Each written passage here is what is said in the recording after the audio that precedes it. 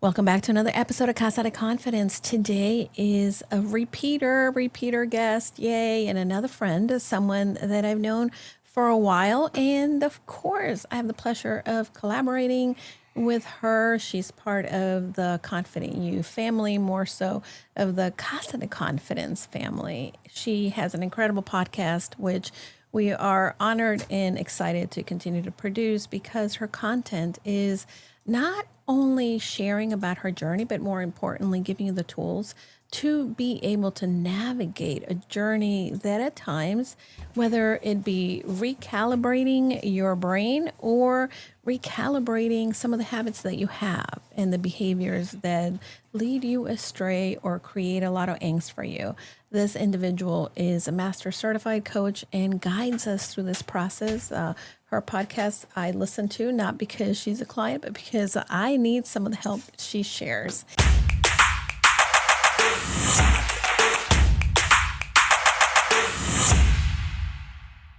Of course, Jane Pilger is here to talk about not only her journey as a coach, but also she is an elite triathlete and truly embodies resilience, courage, and so many other things. So thrilled to have you back, Jane. Welcome to Casa de Confidence. Thank you, Julie. I'm so excited to be here. I was actually just reflecting earlier today. I think you might have been my very first podcast interview when I started on going out and being on other people's podcasts. I think you actually were my very first one. And now I think I'm well into the 30s at this point of being on other people's podcasts. And so it's so fun to really think back of our conversation was my first one as a guest on a podcast. I'm excited because listen, I got the inside scoop into what you were doing. And as you were beginning this journey, take me back to when you and I first spoke and you were getting ready to really fully go into the podcasting, but more importantly, into the support of others with the work that you do. Take me back. What is different now for you? Oh gosh, what is different? Well, I certainly have a lot more confidence just coming on a podcast. There's no thinking, what am I going to say? Yeah. Do I need to prepare something? As I told you before we hit record, I just trust that we're going to have an amazing conversation, and wherever it goes is exactly where we're meant to go. So I think there's a lot more trust in my own inner wisdom, in terms of, I just know whatever comes up, wherever we go, will be amazing. And that really happens with my clients too. So there's really just a lot of trust. When I show up to a client call, I'm not preparing ahead of time. I'm not wondering, what are we going to talk about? It really is just that trust. Whatever comes up is exactly what needs to come up. And that's where we're going to go. And that's where, we're going to explore and get curious, and just really trusting that my intuition and my inner knowing will guide me, whether it's on a podcast interview, whether it's in a one-on-one client, whether it's with my group. Now, if it's my group, yes, there is some preparation in advance. But as far as what's different then to now, I would say really is that just more connection and trust of that kind of intuition, inner knowing. Yeah. Well, connection, intuition, all of this that you're talking about, the first thing that came to mind is I have clients that as they're starting out, they want to create that very easy script to follow with their clients. They want to have everything just so. And I remember that was part of the angst as a new coach. And again, here I brought my corporate experience and everything, right? And as women, we have all these gifts and talents and we bring them in, and yet we discount that because we feel that we have to have this formula and that we need to know exactly how to do something. And I think that that's really one of the things that I hope our listeners really say, okay, I don't need to have it all worked out. I'm going to learn. I'm going to fail. I'm going to figure it out as I go along. And that's one of the things that definitely I owe you and Corinne Crabtree from No BS a lot that I learned from both of you. Like, I'll figure it out. And that has definitely not only helped me in my personal life, but also in my business. Is that something that you still would say has helped you as well? It's kind of like you knowing that you're going to figure it out? For sure, that having that kind of underlying, yes, I'm going to figure this out. I'm going to learn whatever happens. I'm going to learn from it. And then I'm either going to keep doing more of that, or I'm going to figure out and pivot and adjust. I think more important than anything is what is the energy that we bring into what we do. And so whether we're talking about coaching, coming into a client, coming into a podcast interview, or we're talking about food, if it's, coming into a meal, what's way more important is what is the energy I'm bringing into the situation. So instead of what is the perfect question that I'm going to ask, my client, or what is, the perfect food that I'm going to eat, or the perfect amount, or whatever, it's not that as much as the energy I bring in. So if I come in and I'm like, hey, I trust myself. I trust myself to guide this conversation. I trust myself to eat in a way that feels really connected and calm. And at the end of it, I'm going to still feel connected. And this is how I want to kind of approach this with confidence, whether it's this conversation, whether it's this meal, whether it is this group discussion, whether it is anything. And does that mean I'm always 100% confident? No, I can guarantee you that is for sure not the case. But if I can trust that, if I keep going based on what are the dreams that I have for myself? What are the images that I have for myself? Like, I think it's so important that anybody who is working towards anything in life has a very clear picture. What do you want for yourself? What does it look like? Because if I have a picture, now I can imagine it. This is like, I've put it into my GPS. So this is where I want to go. This is the picture. Now I know where I'm going. Because if I don't have a picture of where I want to go, who I want to become, all I'm going to do is repeat where I've been. That's all the brain knows, is I can either create a picture and move towards it, or I'm just going to keep repeating what I've already known. And so that's how we create confidence, right? Is what is this picture? What is the picture of the confident me, whether it's confidence with food, whether it's confidence in my coaching, whether it's confidence in my business, confidence in my relationships, confidence in my athletics. What is that picture? What does it look like? And then how do I then keep taking little tiny steps that sometimes feel like they're not even worth it, or not even going to make a difference towards that vision of who I want to be for myself. So it's like that energy that I'm bringing, like I'm walking towards this vision instead of away from this thing that I don't want. And I think that's so key. And so many people don't even realize that's what they're doing. So many people are acting they're trying to get away from something. I want to stop doing this thing. I want to, I don't want that anymore. And there's this focus on kind of the lack or what we don't want, instead of really focusing on where do I want to go. Interesting. You said that inner GPS, and I wanted to look through my notes of stuff that I was writing today, but I just wrote that. I just said we need to really trust in our inner GPS to get us to where we're going. And sometimes we don't have enough evidence to allow ourselves to believe that it's possible because we haven't seen it. But this is really where that creation of safety and self-trust, I think, really comes in. Yes, absolutely. For sure. And if it makes sense that we often think, oh, well, I can't do it because I've never done it before. Right. And so if I don't have the evidence, then I can't really believe, and that's true for me. But if you have a dream, if you have a vision, if you have something, it would be amazing if I fill in the blank, that is meant for you. That is your inner GPS telling you something is possible. So then it's like, how do we then take that image and then start creating the possibility and start really building towards it, instead of thinking, well, no, I've never done it before, so then it can't be possible. If you have that idea, you have that vision, it's yours for a reason. And so, yes, then we do have to create some trust and some safety, like trust that I got that image for a reason. Like this is mine in some way. Is it going to look 100% exactly like my image? Maybe, maybe not. Is it going to be in the exact time frame I would love it to be in? I would say chances are 99.9% no. No. It will not be in the time frame you want. It probably won't even be in the way that you think. But if I can trust that image, that dream, that thing that I would just love to be possible for myself, it is yours for a reason. So if I can trust that's mine, then I can take little tiny steps. And this is where that safety comes in.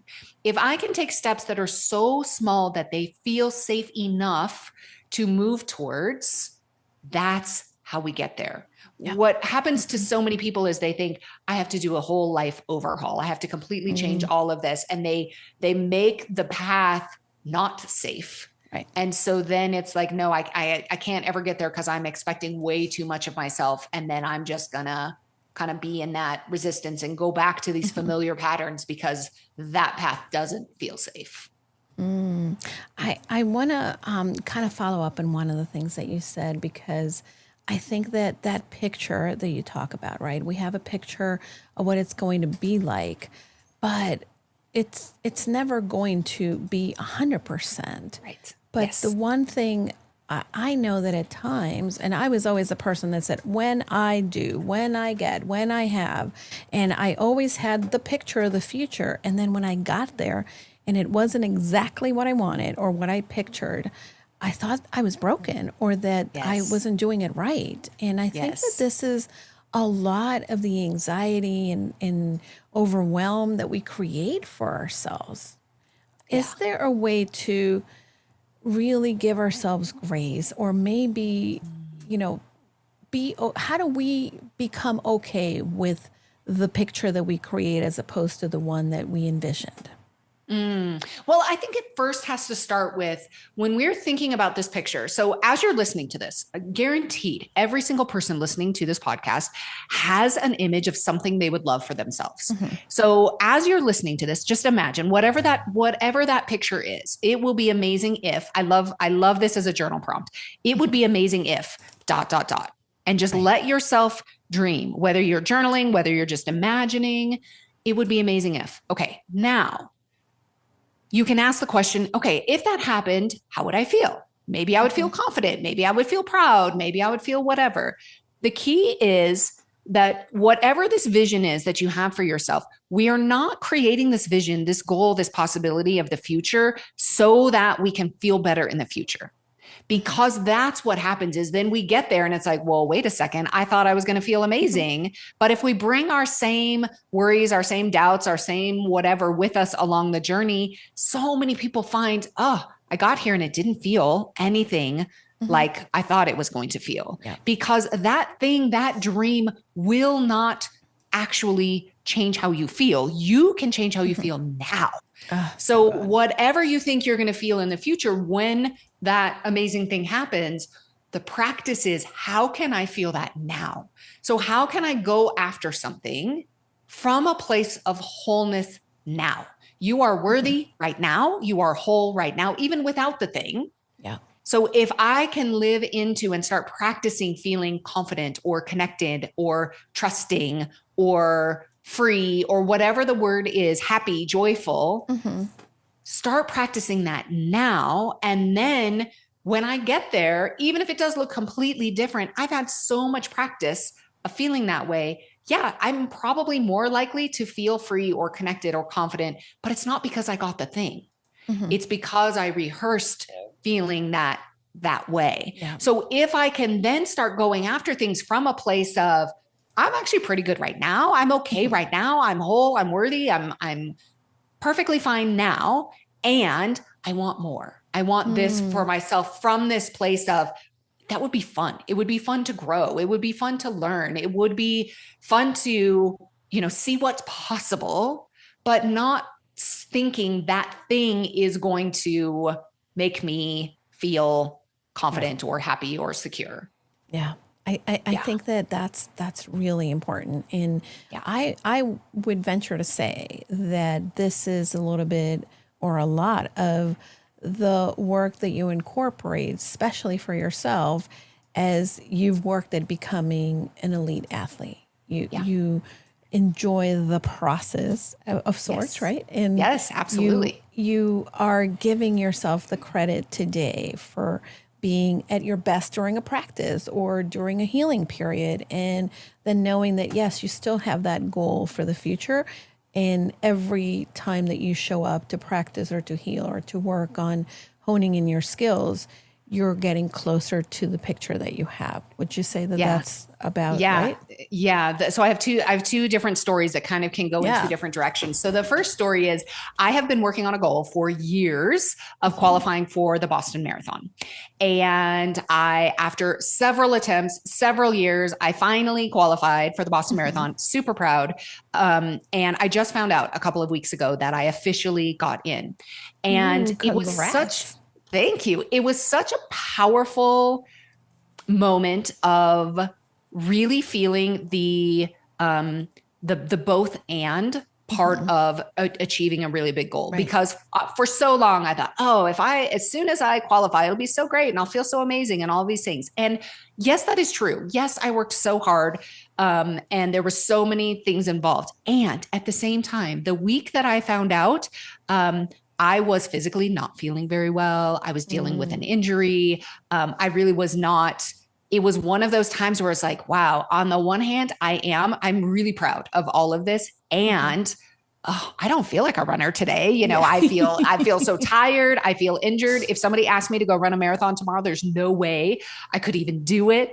And so it was really interesting to kind of watch that, like that moment, that culmination isn't the thing, right? That creates, because I really did have this moment of like, wow, it kind of feels a little different than I thought it would. Right. And there was a lot of it that felt very, I was very proud and all of that. So that was really interesting. But I think what happens more, and whether we're talking about athletics, whether we're talking about building a business, whether we're talking about your relationship with food, it's so much more about who you are becoming.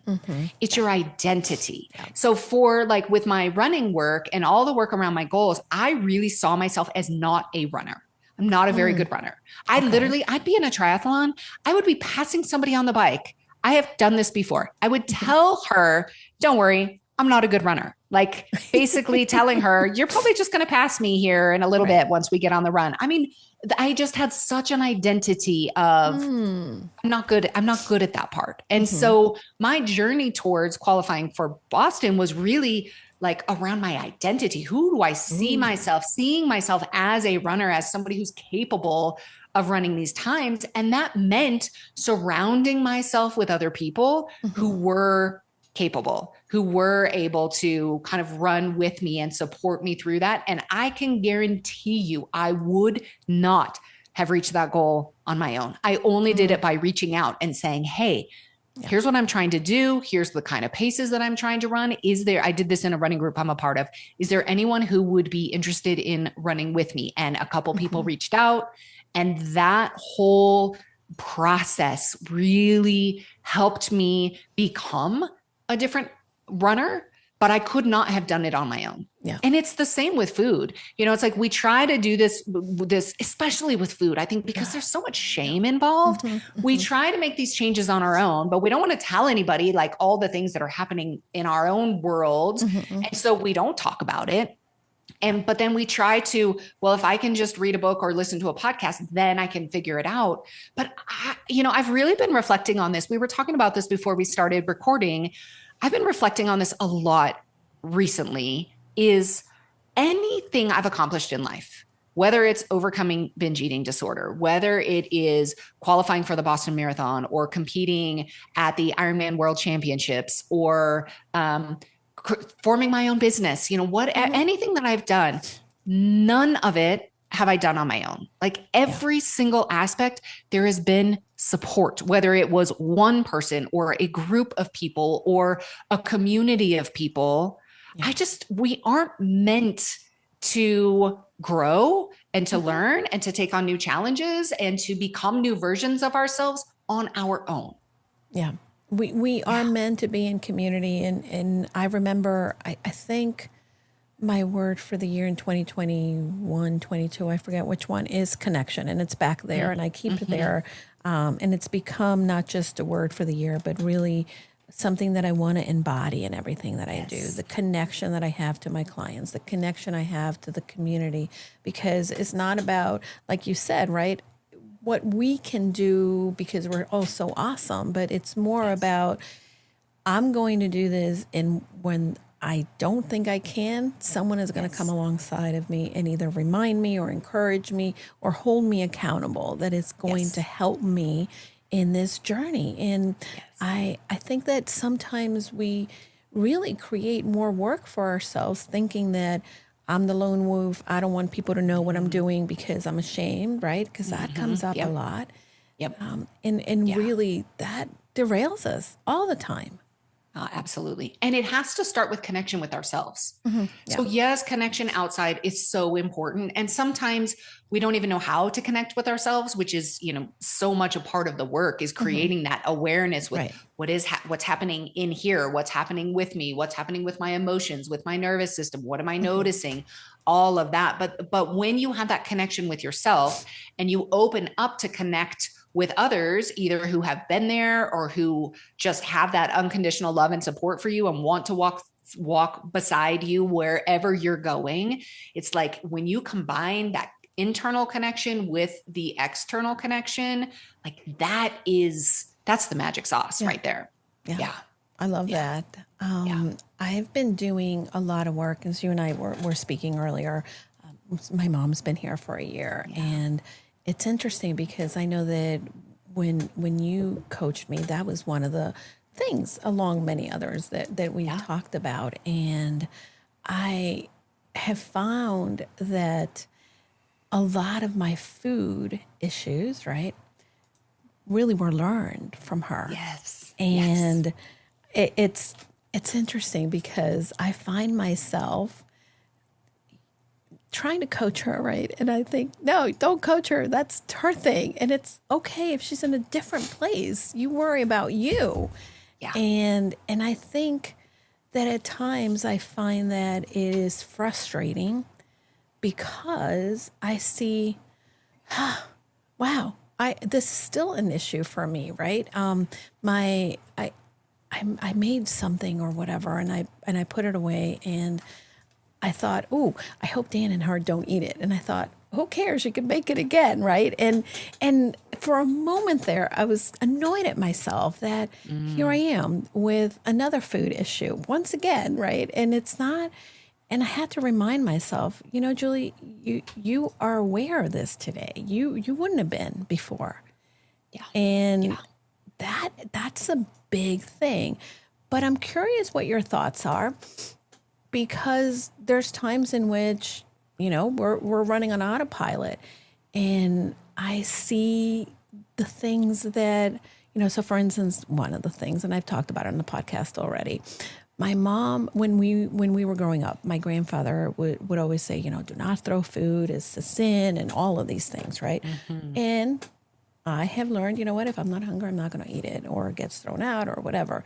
But my mom still to this day, if I serve too much food or she doesn't like something, she'll wrap it up in a little napkin because I think that she's afraid, or she'll take it and she'll put it in a napkin and put it in the refrigerator. Say, I'm going to save this for later. And 9 times out of 10, I know she's not saving it for later.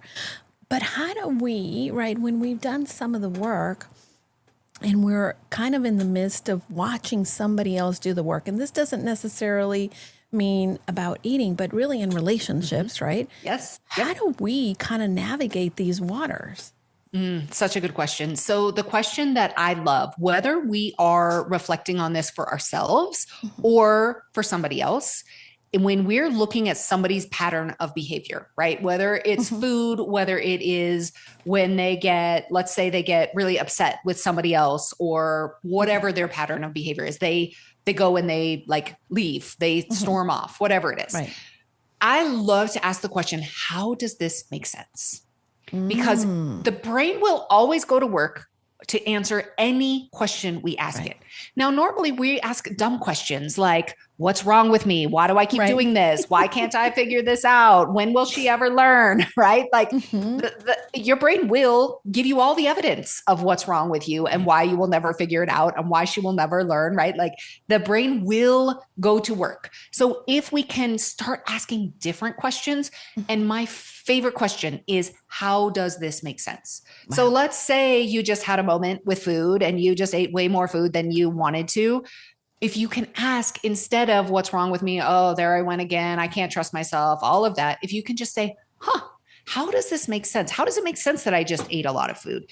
You probably will come up with an answer. It might be, well, you know what? I got like 3 hours of sleep last night, or my partner and I just got in a fight, or my mom is really pissing me off, or whatever. I'm working on a project that I'm really uncertain about, or whatever it is. We usually can find a way that it makes sense. Now, when you start asking the question, you may not get answers right away because you're not used to putting your brain to work on it. But if you can just shift into curiosity, how does it make sense? Then we can do the same for mom. How does it make sense that she's wanting to, kind of put her food in a napkin? Oh, well, the way that she grew up, here was her messaging. Here's the programming that she's been living on and what she believes. There's no way we're changing mom. I mean, we just aren't. None of us are changing our parents. We're not changing We're anybody. not changing anybody. Exactly. No. So the only person we can change is ourselves. And even that is a lot of work because only 5% of what's happening is our conscious mind, right? What we can actually have access to and see and reflect on and try to reframe and try to refocus.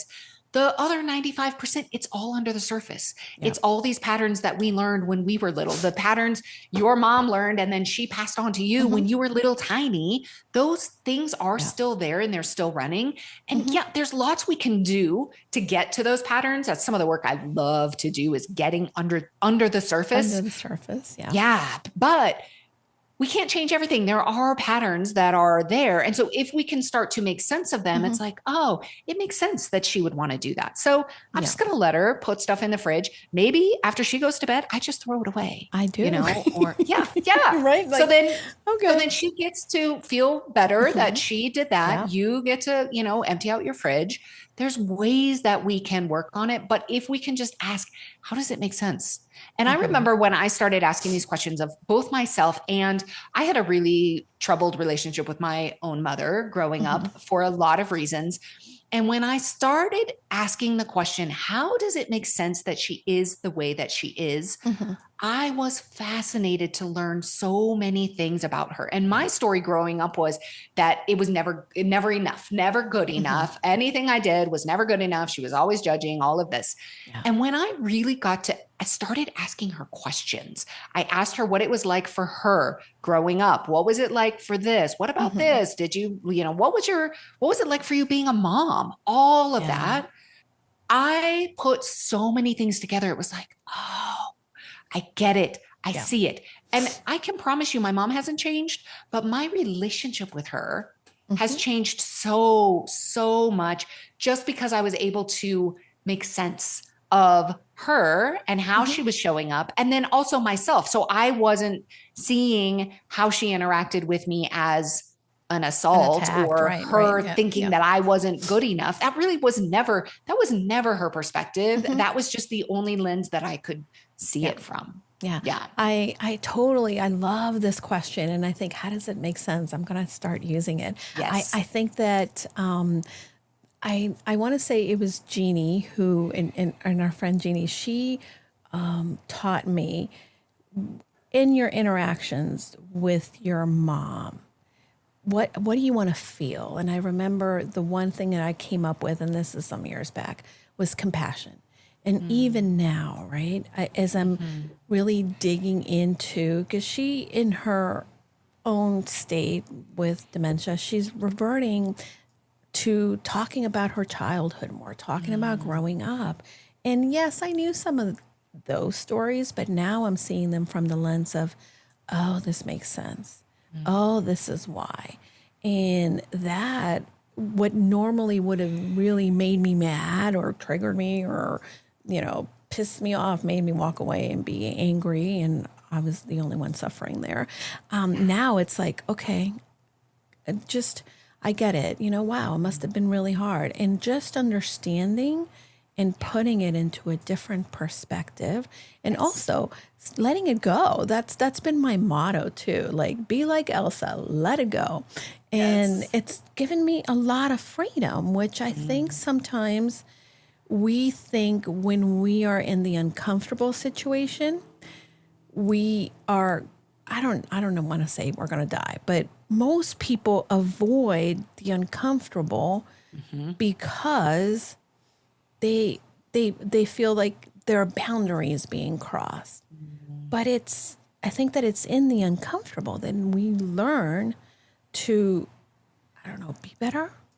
It's where we grow, right? I mean, it's like growth happens. It is true that growth happens outside your comfort zone. Right. But where we have to be careful with this is there's the growth edge, what I like to call your growth edge, which is we get outside our comfort zone just enough to grow. It's like, yes, maybe we have a difficult conversation. Maybe I go do a workout that feels like, ooh, I'm not so sure I can do that. Like, that's going to be hard, but it's not so hard that it just freaks me out that I won't even go there. I won't even have the conversation. I won't even put my shoes on because that feels really scary. And I think a lot of people either stay in the comfort zone, which is not even comfortable. It's more familiar zone. Right. They'll stay there, or they try to go way outside and then they beat themselves up because they can't do it. So there really is this beauty in finding what is your growth edge. And most people overshoot it. And they think, oh no, in order to grow, in order to make a big enough difference, I have to go do this big thing outside of my comfort zone. And the truth is, if you can get just a little bit outside multiple times, that's where the real growth happens. I get it. I think that that's exactly it. For me, right, I wanted to go all in. And when it was too much, then I would come back and was like, oh, forget it. That was too much. I'm not doing that. Or just you would stay in these patterns and behaviors that weren't serving you, but it was too overwhelming to even think you could get out of that. Yes, absolutely. I call that our frenemy behaviors, right? Because they're so familiar and friendly to us, but yet we hate them. Why do we keep them for? Well, I call them patterns of protection. And binge eating or eating when, we maybe don't want to be eating, or when there's other stuff going on, whatever it is, it's a pattern of protection. And if we can really start to see it through that lens of it's really trying to protect you. Instead of it's this awful thing that is, you showing up unaligned, or you're not doing the thing you said you were going to do. And I will tell you, the one thing that just every time I hear it, it kind of irks me is people who kind of coach, or they try to inspire by become the person who does what you say you're going to do. I don't like this because our patterns of protection are going to show up sometimes and have us doing things that aren't really what we said we were going to do. And this isn't like just a permission slip to go do whatever. Right. But patterns of protection, that resistance, that like, okay, I said I was going to get up at whatever time and go to the gym, and I really don't want to, like, it's there for a reason. It's not just because you are somebody who doesn't follow through on your word. That's not the conclusion here. But if we can really start to see this as, rather than you just not doing what you said you would do, as a pattern of protection, there's something here. There's some sort of resistance, whether it's fear, whether it's usually fear, it's usually some sort of fear that's here. And if I can start to get curious about that, and I can start working with myself on the resistance and on the fear and try to soften it, that is going to have me show up in such a different way than you're good if you do what you said you were going to do, and you're off track if you didn't. Like, that to me is not a recipe for somebody who's going to continue on that forward momentum towards that picture that they have for themselves. Well, change is not a switch, right? Change is not something that we just like, oh, I'm going to change. And we cannot erase the patterns, the behaviors, the thoughts that we've had and we've lived in for so long. And I think that even for me, right, I tend to see, I'm like, oh my God, here I go again. And for many years, it was discouraging. And now I think, oh, okay, well, I'm human. But, what am I supposed to do? That's what I know. That's my programming. How can I, right, learn from that? What got me there? What happened that made me fall back into default mode as opposed to the upgraded, 2.0 version that I've working on becoming? Yeah, totally. And there's so much programming there kind of underneath the surface. And that's some of the work that I've been super interested in lately is, I love all nervous system work, and I'm really, as a lifelong learner, I'm always just going towards what's fascinating to me right now. Right. Like, where am I really like wanting to dive in? And, I've spent a lot of this year. It was like nervous system in the beginning. Then it was a lot of energetics work, a lot of energy, that type of work.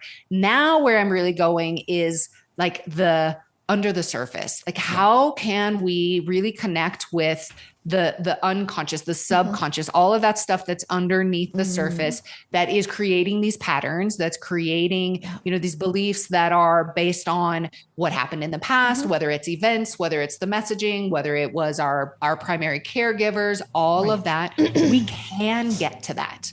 And so like learning ways to get to that don't necessarily mean you have to like go into specific events or relive, past trauma or past events, that type of thing.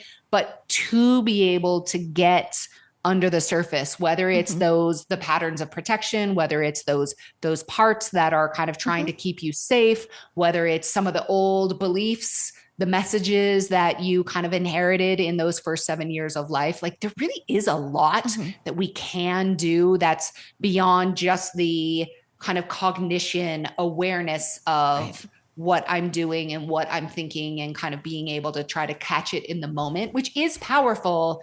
It's just not, it's not necessarily getting what's kind of in the water and what's kind of driving underneath. So yeah. Totally agree. Yeah. I want to talk a little bit about the inner child, because I think that this is something that we don't often, we all heal your inner child, especially if you're in personal development. You hear a lot of this inner child work, but how can we begin to build safety, right, for that inner child without feeling silly or overwhelmed? Because I think that you can go either way, right? Yeah. I would say the very first thing that anybody could do is get a picture of yourself when you're younger. Actually, when you were talking about your mom, I was going to ask you if you have pictures, if your mom has pictures of herself as a child. Like, it might be really interesting if she does, like, to sit down with her and like go through some of the childhood pictures. What do you remember? Tell me. And maybe she doesn't remember any, but it could be fascinating to see if there is any sort of connection or anything that comes up for her there. So I think that could be fascinating. I'm going to have to work on that. That sounds so really for good. anybody listening though, the place I would suggest to start is go through your pictures and see if you can pull out some pictures of yourself as a child, like before the age of 7. Okay. And I actually have several around me, like in I keep them on my phone, Jane. I have one on my phone, but I've got 2 pictures right here. So I have this picture of, this is me on a swing. Oh, cute, Jane. And I so love cute. that. So I love this picture because I'm swinging, I'm outside, I'm active. I look so happy. And, I just love kind of remembering me. And it's like, that is me. She is me. She is still in me. So just this reminder that like that younger version of you is still there. And now some people have a different reaction and kind of a different response. So some people don't have any pictures, and that may be you. Some people will look at a picture and have, maybe instead of kind of seeing some connection or some compassion, there may be other emotions that come up, particularly depending on what you might remember about that time or about that image. And so if if looking at a picture of you brings up kind of more challenging images, I would just put this to the side unless you want to kind of do this work with somebody else. But if you look at pictures, or even the idea of you pulling up a picture of your childhood self is like, oh, I wonder what that was like, or I would like to see that. Then if it feels like something you might like to explore, I would invite you to do that. I used to have a story with my sister. My sister and I didn't really get along very well at all growing up. And I had this story that we didn't get along, that we didn't like each other. We did go a period of time without speaking to each other. We were so different, all of the things. And when I started on this kind of journey to, I want to go find some pictures of myself. I found several of me and my sister very much indicating we actually liked each other a lot. Like here is one of them. Oh, that's I'm the younger so one. Cute. Oh my God. Yes. That's adorable. I love And so that. I saw this picture and I was like, oh my gosh, there is no way that it's true that we never liked each other. And it was so contradictory to this story that I had been telling myself my whole life, that it opened up this possibility of like, oh, maybe that really wasn't true. Same with my mom. Like, oh, maybe it really wasn't true that she didn't approve of anything and nothing I ever did was good enough.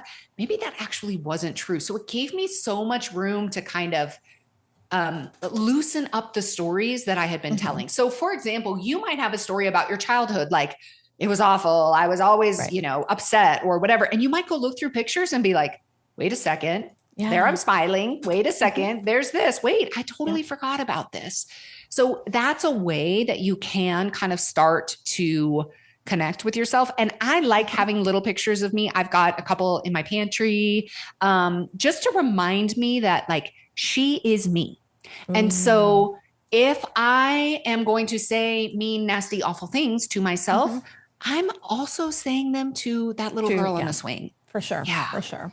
Yeah. I actually found that this is me, and I keep that on my phone, and ever so often I'll make that the background, because especially when I'm hard on myself, and I'm so good at that, right?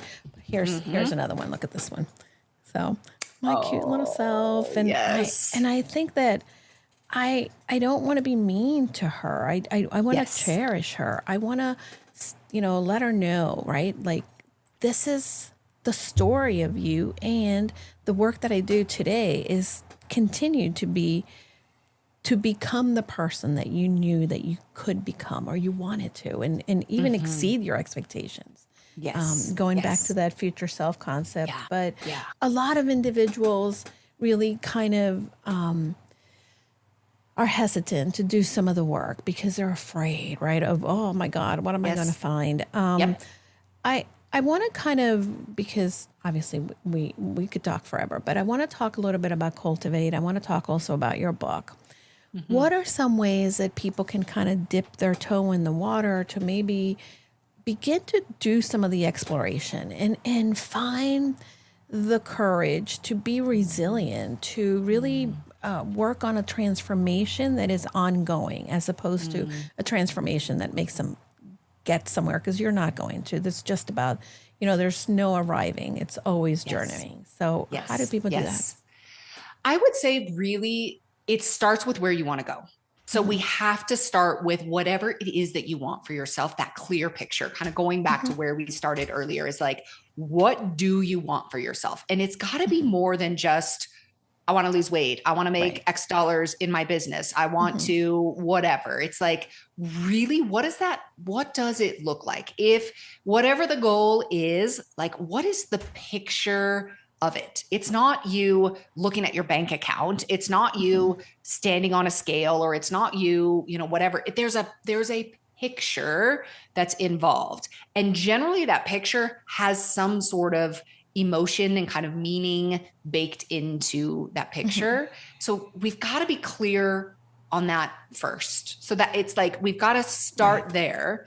Then we could almost really, even if we think about what we've been talking about here. So we have this picture of where we're going. Then we also can really bring along everything that has come with us. That inner child, we can bring that inner child, all the experiences that we've had. So much of the time, and so much of the work is like, we don't like where we've been. We don't like what we've done. It's like, I don't like that I ate that way. I don't like that I showed up that way. I don't like that I dated that person, whatever it is. And we kind of like, we want to just either erase it all, put our heads in the sand. And it's like, no, all of that comes. All who you are is because of everything that you've been through, everything up to today. So if we can actually bring all of that with us, how can I take all of my experiences, everything I've been through, everything I've learned, and continue to let that be the fuel for now where I want to go, instead of like, I'm trying to get away from it. It's that energy, right? It's like, I'm not trying to get away from the version of me who did this, or the version of me who did that, or the mother who did that thing, or whatever. I'm not trying to get away from that. It's like, how can I bring that and still move towards where I want to go for myself? Because so many people, it's like either or. No, I either have this or I have that. It's black or white, all or nothing. It's good or bad. And it's like, we want both and. So yes, all of these things came with me and I'm going there. Yeah. And just that reframe, that mindset will have us in a position from that energy that now I can create the future I want instead of running away from this, everything that I don't want. Yeah. I love that you're saying that, because we discount that the person we are today needed to have gone through an experience and be in those messy middle moments to pull ourselves out, learn enough to then continue in this journey. And I think that sometimes, the healing and growing, we don't see it in the middle of it. It's really invisible, right? It has to be something that we can look back on. And I was having a conversation the other day with this woman. She was so convinced that she was stuck in her relationship with food. I'm stuck. But then 2 sentences later, she tells me all of these things that have changed, all of these things. And it was like, oh, listen. And this is why we can't always do it on our own. It's like, wait a second, you are not stuck. Let me show you all of this evidence of all of these ways. You are so much on your way. But if she keeps believing the narrative, I'm stuck, it's like the brain just discounts all of the things that she's already doing. And it's like, there's so much momentum there that if she can just see that the momentum is actually building, she can totally keep going. But she was so convinced that she was stuck. It was fascinating. Yeah. Yeah. And we are always going to focus on the negative. That's part of what the brain does. And it's a matter of, again, I think finding the moments to connect to where you want to be, who you are, who you're becoming, but also connect to the people around you that can help you do the work, because it's not a solo job. It really isn't. Absolutely.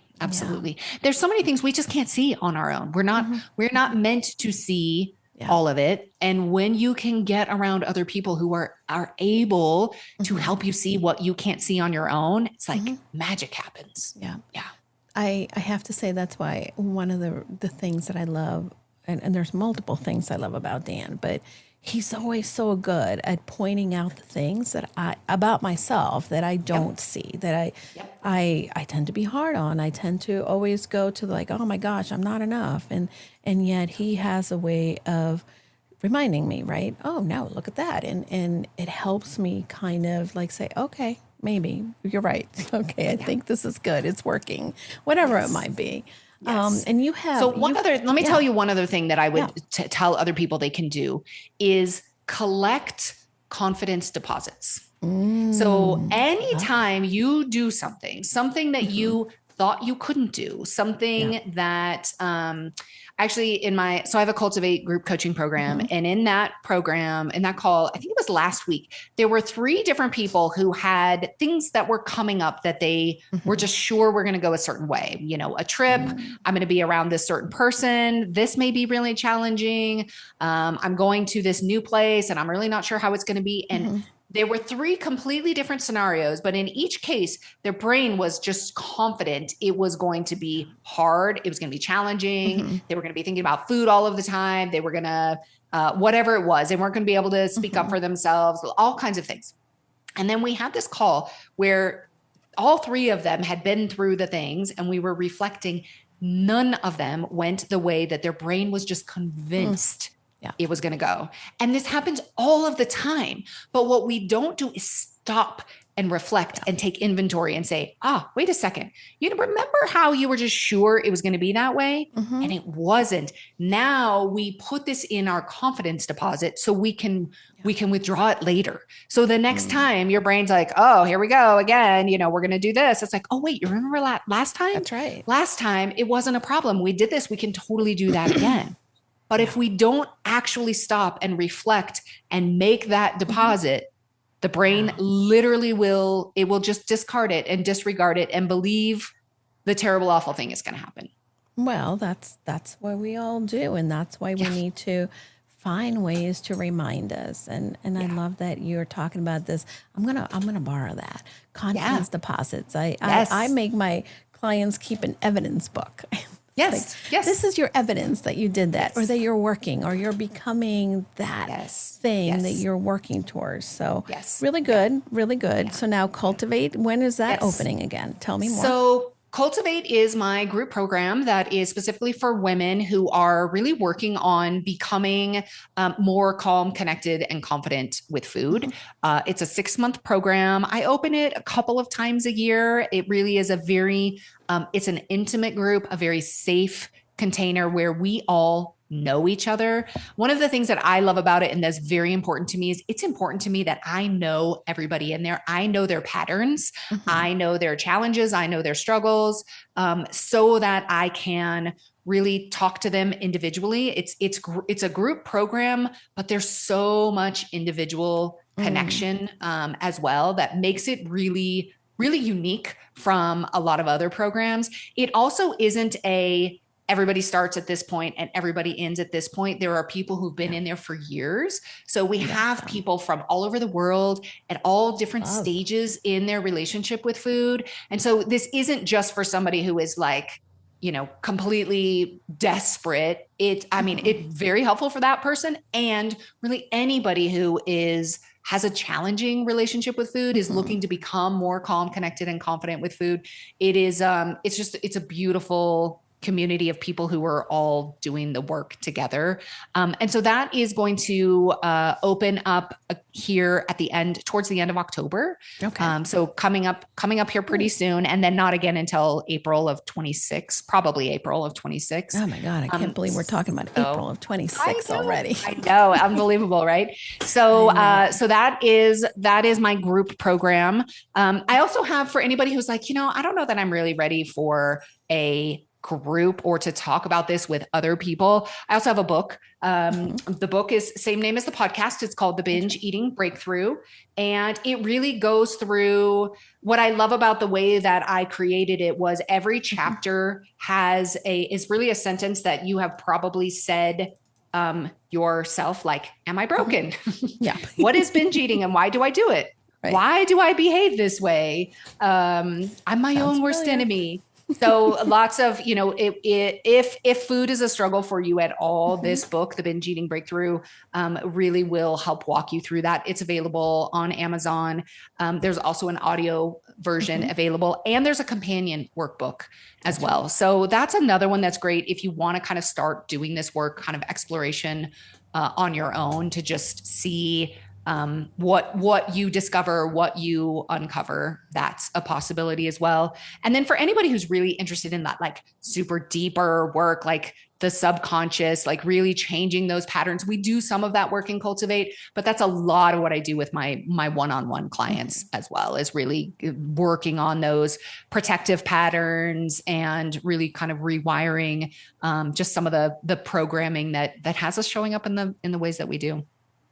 Amazing. And I cannot tell you, my friend, the listener, enough. Jane is an incredible coach. Personally, I've had the pleasure and, oh my God, the fortunate to be able to have someone who has guided me and, again, continues to do amazing work. And I get to hear it, not only on her podcast, but I get to read it too, because I get to read her podcast plan as she's writing her episodes. And I love that, because then I get like an extra dose of the content. So I love it. Yes. Well, Jane, thank you for stopping by and for being here and for all the work that you do, because I know that, oh my gosh, I would dread to think of where I would be today, right? And there's so many people that need this type of work. So thank you for the work that you do. Absolutely. Thank you for having me. I loved our conversation, and it's always fun to just think about who might be listening and who might be impacted by our time together. Amazing. And we're going to have all the information in the show notes, but tell people where they can find you online as well. Yeah, I would say easiest place really is janepilger.com, my website, and also around on Facebook and Instagram. And if you're interested in the athletic side of me and kind of my pursuits, I really talk more about that. I know there's so many aspects, but I talk more about kind of the athletic side, kind of bringing some of that in as well over on Substack. And that my Substack is called Powered by Possibility. So I can make sure you have a link for that too. Okay, perfect. Well, I know where to find you, and thank you again for everything. And we're going to cheer you on in all the incredible endeavors that you have, the competitions and races that you have. And we'll keep you updated, my friends, but make sure that you connect with Jane and let her know if there's something from this episode that really resonated with you. Slip into her DMs and tell her something great and let her know how this impacted you. And until next time, I'm so grateful that you joined us. And don't forget, go confidently in the direction of your dreams.